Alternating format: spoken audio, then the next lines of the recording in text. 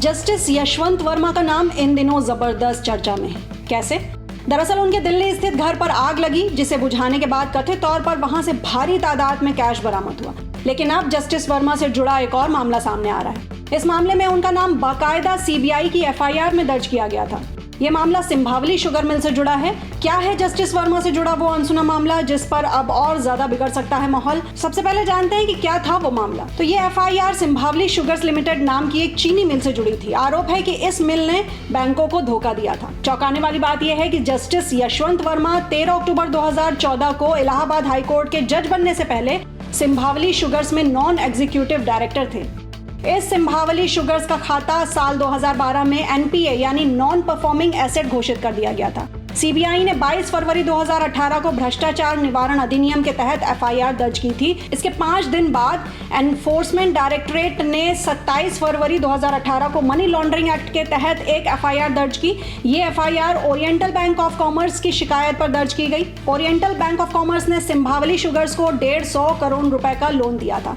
Bank ने CBI से शिकायत की थी कि चीनी मिल ने किसानों की मदद के नाम पर लोन लिया, लेकिन बेईमानी की। बाद में ओरिएंटल बैंक ऑफ कॉमर्स का पंजाब नेशनल बैंक में विलय हो गया। इलाहाबाद हाई कोर्ट के 2 फैसलों में इस एफआईआर का जिक्र किया गया था। ये फैसले उन आरोपियों से जुड़े थे जिन्होंने सीबीआई के एफआईआर को रद्द करने या अग्रिम जमानत के लिए अर्जी दी थी। अब जानते हैं कि सुप्रीम कोर्ट ने क्यों माना था कि बैंक के फैसले में गलती नहीं। सुनवाई के दौरान सुप्रीम कोर्ट ने सिंभावली शुगर्स के खिलाफ एसबीआई की दिवालियापन की कार्रवाई को रद्द करने से भी इनकार कर दिया था।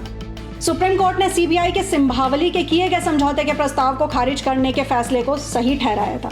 सुप्रीम कोर्ट ने कहा था कि बैंक के फैसले में कोई गलती नहीं निकाली जा सकती। इस मामले के सामने आने के बाद यही कहा जा रहा है कि जस्टिस यशवंत वर्मा का नाम पहले ही एक चीनी मिल से जुड़े विवाद में सामने आया था और अब उनके घर से कैश मिलने की बात सामने आ गई। वहीं इतना सब होने के बाद Allahabad high court bar association ने न्यायमूर्ति यशवंत वर्मा का ट्रांसफर इलाहाबाद हाईकोर्ट किए जाने पर कड़ी नाराजगी जाहिर की है।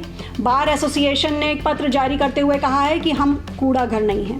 बार की ओर से यह भी कहा गया है कि इलाहाबाद हाईकोर्ट ना तो कचरे का डब्बा है और ना ही भ्रष्टाचार का अड्डा, जहां किसी भी भ्रष्टाचार में आरोपित न्यायमूर्ति का ट्रांसफर कर दिया जाए।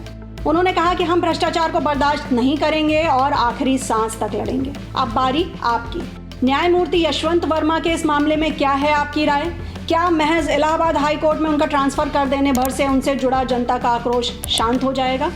हमें अपनी राय कमेंट सेक्शन में ज़रूर बताइए और अगर आपको हमारा वीडियो पसंद आया हो तो इसे लाइक कमेंट करके शेयर करना बिल्कुल ना भूलें।